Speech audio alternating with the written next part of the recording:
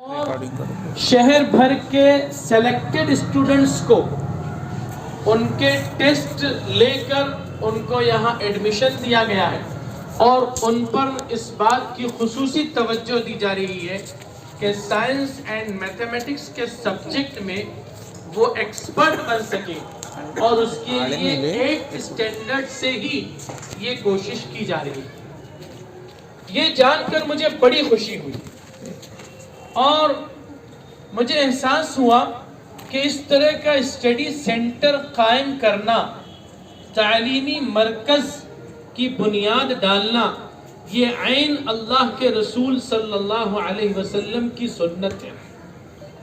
کیسے؟ آپ اس واقعے کو یاد کیجئے کہ سنہ 2 ہجری کے اندر غزوہ بدر کا واقعہ پیش آیا اور اس غزوے کے نتیجے میں کفار و مشرکین کی ایک بڑی تعداد قیدی بنا کر لائے گئے۔ یہ کافر اور مشرک قیدی جب مسلمانوں کے پاس آئے، اللہ کے رسول صلی اللہ علیہ وسلم کی تحویل میں آئے، تو اس زمانے کے قاعدے اور ضابطے کے اعتبار سے ان قیدیوں کو چھڑانے کے لیے ایک معاوضہ اور فدیہ طلب کیا جاتا تھا ان کے خاندان اور ان کی اپنی حیثیت کے اعتبار سے۔ چنانچہ درہم و دینار اور سونے اور چاندی لے کر اس کے عوض میں قیدیوں کو رہا کیا جاتا تھا۔ لیکن انہی قیدیوں میں جب رسول اللہ صلی اللہ علیہ وسلم کو پتہ چلا کہ بعض مشرک قیدی وہ ہیں جو لکھنا پڑھنا جانتے ہیں، یعنی وہ لرنڈ پرسن ہیں، تو اللہ کے رسول صلی اللہ علیہ وسلم نے ان کو رہا کرنے کے لیے درہم و دینار طلب نہیں کیا، فدیہ روپیے پیسے اور سونے چاندی کی شکل میں نہیں مانگا، بلکہ اتنا مطالبہ کیا کہ ان قیدیوں میں سے جو لکھنا پڑھنا جانتا ہے، اگر وہ ہمارے مسلمان بچوں اور بچیوں میں سے ہر شخص 5 مسلمان بچوں اور بچیوں کو لکھنا پڑھنا سکھا دے تو ہم اسے رہا کر دیں۔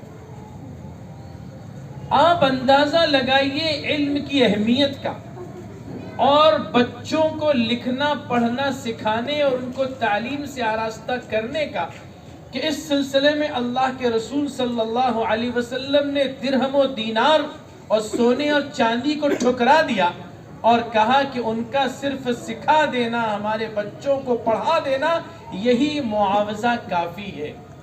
آپ صلی اللہ علیہ وسلم نے ان کی بھی خدمات لی اور اس کے نتیجے میں مسلمان معاشرے کے بچے بڑی تعداد میں لکھنا پڑھنا سیکھ گئے۔ بس آپ اسی سے اندازہ لگا لیجئے کہ تعلیم کی کیا اہمیت ہے، بچوں کو لکھنا پڑھنا سکھانا اور تعلیم سے آراستہ کرنا، اس کی کتنی اہمیت ہے۔ قرآن مجید کی پہلی وحی نازل ہوئی اقرأ بسم ربک، پڑھو اپنے پروردگار کے نام سے۔ 600 سال کا عرصہ گزر چکا تھا کہ روئے زمین پر کوئی نبی مبعوث نہیں ہوا تھا۔ حضرت عیسیٰ علیہ السلام اور محمد رسول اللہ صلی اللہ علیہ وسلم کے درمیان 600 سال کا عرصہ ہے اور اس عرصے میں کوئی نبی نہیں آیا۔ جب اتنے طویل عرصے تک کے دنیا میں کوئی نبی نہیں آیا تو کس قدر جہالتیں پیدا ہو چکی ہوں گی، آپ اندازہ لگائیے۔ اور عربوں کی تاریخ، رسول اللہ صلی اللہ علیہ وسلم کی بعثت سے پہلے کا جو زمانہ تھا، اس کی ہسٹری یہ بتلاتی ہے کہ اس زمانے کے اندر جہالت اور اگنورنس کلائمیکس پر پہنچ چکا تھا۔ ہر طرح کا بگاڑ، ہر طرح کی برائی معاشرے کے اندر عروج پر تھی۔ اب اس معاشرے کی ساری برائیوں کو ختم کرنا تھا، جڑ سے اکھاڑنا تھا، ایک اچھے معاشرے کی تشکیل دینا تھا۔ ایسے میں کون سا ایسا حکم دیا جا سکتا ہے کہ جس کی وجہ سے معاشرے کی ساری خرابیاں دور ہوگی اور جہالتوں کا پردہ چاک ہوگا؟ اس کے لیے اللہ تبارک و تعالی نے اپنے نبی پر جو وحی نازل فرمائی اور جو پہلا حکم تھا وہ تھا اقرا، یعنی پڑھو۔ تو اس سے پتہ چلا کہ پڑھنے لکھنے سے اور تعلیم کو فروغ دینے سے معاشرے کے اندر سے جہالتیں ختم ہوں گی، برائیاں ختم ہوں گی، کرپشن اور فساد ختم ہوگا، اور جن جن چیزوں کی ہمیں شکایت ہے کہ معاشرے میں یہ نہیں ہونا چاہیے، یہ نہیں ہونا چاہیے، یہ نہیں ہونا چاہیے، ان سب کے ازالے کا ایک ہی طریقہ ہے کہ تعلیم کو عام کیا جائے، تعلیم کو عام کیا جائے۔ قرآن مجید نے علم حاصل کرنے کا حکم دیا، اس کے ساتھ ایک شرط لگائی اور یوں کہا کہ اقرأ بسم ربک، پڑھو، لیکن یاد رکھو کہ تمہاری تعلیم بسم ربک ہونی چاہیے، یعنی اپنے پروردگار کے نام سے تمہیں پڑھنا ہے۔ اپنے پروردگار کے نام کے ساتھ مطلب یہ ہے کہ دین اسلام کے ساتھ، شریعت مطہرہ کے ساتھ جوڑ کر آپ کو علم حاصل کرنا ہے۔ جو علم دین اور شریعت کے ساتھ جڑا ہوا ہوگا، اللہ کی ذات کے ساتھ مربوط ہوگا، وہ علم نافع بنے گا، اس علم کے ذریعے انسانیت کی خدمت ہوگی، اور جس علم کے ساتھ دین اسلام نہیں جڑا ہوا ہوگا، اللہ کی ذات اور اس کا نام نہیں جڑا ہوا ہوگا، وہ علم انسان کو خود غرض بنائے گا، مفاد پرست بنائے گا، منی مائنڈڈ بنائے گا، اور وہ اپنے اس علم کے ذریعے انسانیت کی خدمت کی بجائے انسانیت کا استحصال کر کے اپنے لیے روپیہ پیسہ کمانا واحد مقصد بنا لے گا۔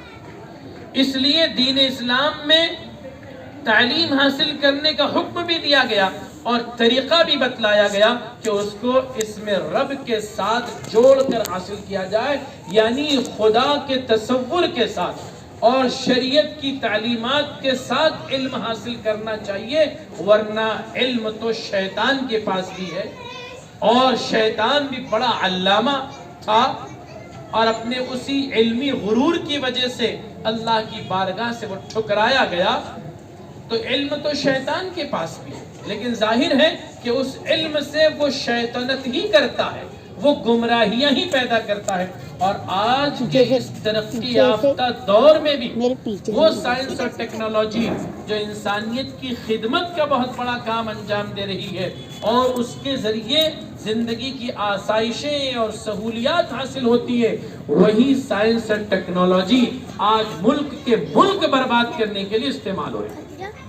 افغانستان کو صفحہ ہستی سے مٹا دیا گیا ٹیکنالوجی کا استعمال کر کے، عراق کو تباہ و برباد کر دیا گیا ٹیکنالوجی کا استعمال۔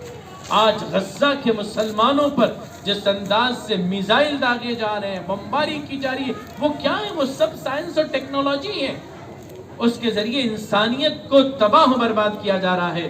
تو نرا علم یہ اصل مقصود اور مطلوب نہیں ہے، وہ علم جو اسم رب کے ساتھ جڑا ہو، جو دین اسلام کے ساتھ مربوط ہو، وہ نافع بنتا ہے، اس کے ذریعے انسانیت کی خدمت ہوتی ہے۔ ہمیں یہی حکم دیا گیا ہے کہ ہم ایک تو تعلیم کے میدان میں آگے بڑھیں اور اپنی اس تعلیم کو دین اور شریعت کے ساتھ ہمیشہ جوڑ کر چلیں۔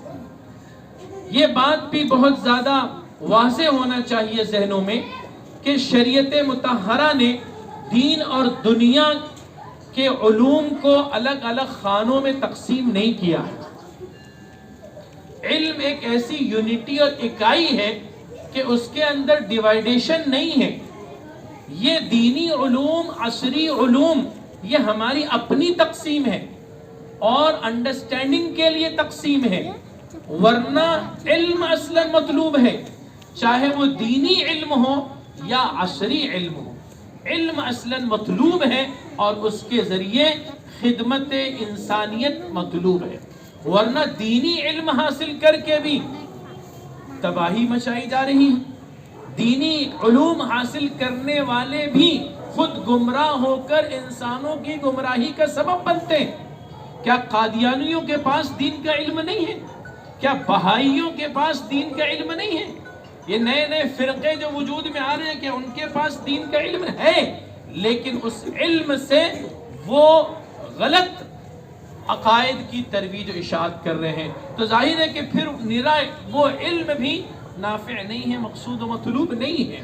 تو یہ تقسیم ہماری اپنی ہے جو انڈرسٹینڈنگ کے لیے ہے، ایک طرح کی جو ہے تفہیم کے لیے ہے، ورنہ دین اور شریعت کا اصل نقطہ نظر، اس میں بچوں کی تعلیم و تربیت کے ساتھ جو دینی تعلیم سے آراستہ کرنے کا ہمارے ذہن میں ایک منصوبہ اور کنسپٹ ہے، وہ یہ ہے کہ بہت پہلے ہی سے ہماری ایک پلاننگ ہونی چاہیے کہ ہمارے بچوں کو کس طرح دینی تعلیم سے آراستہ کریں۔ تو میں نے کہا، اور عام طور پر میں جلسوں پروگراموں میں کہتا ہوں کہ دیکھو، جب ہمارا بچہ فرسٹ اسٹینڈرڈ میں آ جائے تو اس وقت اس کو مکتب میں بھی داخل کر دینا چاہیے۔ آپ کے جی سے بھی داخل کر دیں تو اور اچھا ہے، لیکن فرسٹ اسٹینڈرڈ میں جب بچے کی عمر جو ہے وہ 6 سال ہو چکی ہوتی ہے، 5 سال مکمل ہوتا ہے، جہاں چھٹی میں لگتا ہے وہ، تو جب وہ اس کی 6 سال چھٹے سال کی عمر میں ہے تو وہ مکتب میں داخل ہو جائے۔ فرسٹ اسٹینڈرڈ میں ہے تو مکتب میں داخل ہو جائے، اور فرسٹ، سیکنڈ، تھرڈ، فورتھ، ان 4 سالوں میں مکتب میں وہ اپنا 4 سال اس طرح مکمل کرے کہ نورانی قاعدہ اور ناظرہ قرآن بالتجوید اس کی مکمل ہو جائے، دین کی بنیادی باتیں سیکھ لے، نماز پڑھنا سیکھ لے۔ 4th اسٹینڈرڈ تک 4 سالوں میں یہ مکمل کرنا انتہائی آسان ہے۔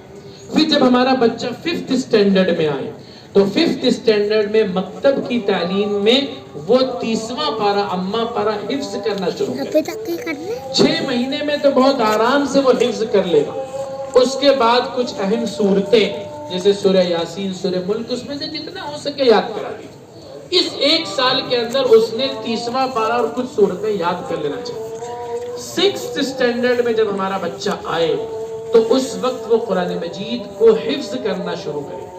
6th، 7th، 8th، 9th، یہ 4 سال بہت کافی ہے کہ ہمارا بچہ قرآن مجید کو حفظ کرے۔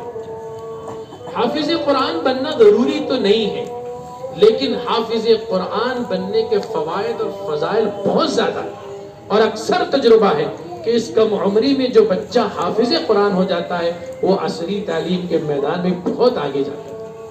قرآن مجید کو یاد کر لینے والے طالب علم کے لیے میڈیکل کی تعلیم، انجینئرنگ کی تعلیم سب بہت آسان ہو جاتی ہے، اس کا ذہن و دماغ کھل جاتا ہے۔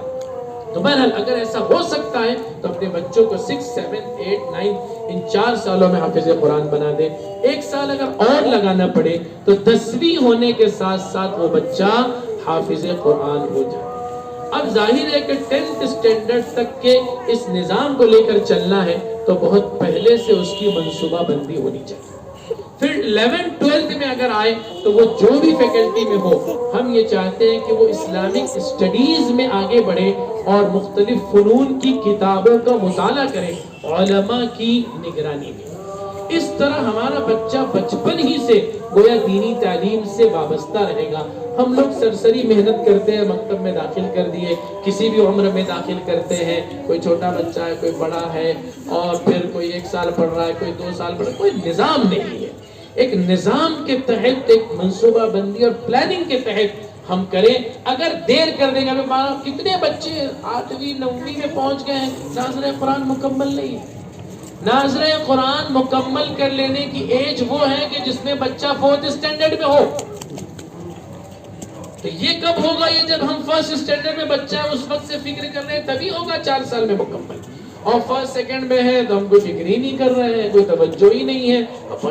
پڑھے گا، مکتب جا رہا ہے، پڑھے گا، کب پڑھے گا؟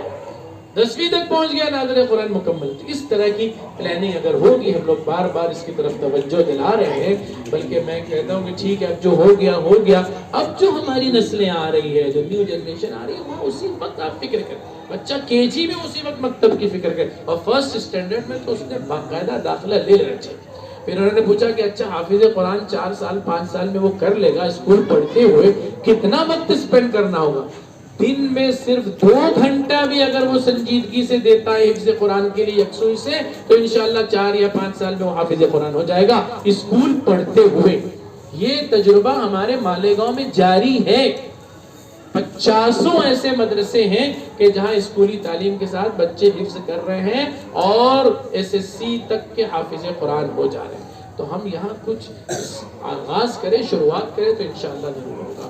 وآخر دعوانا الحمد للہ رب العالمین۔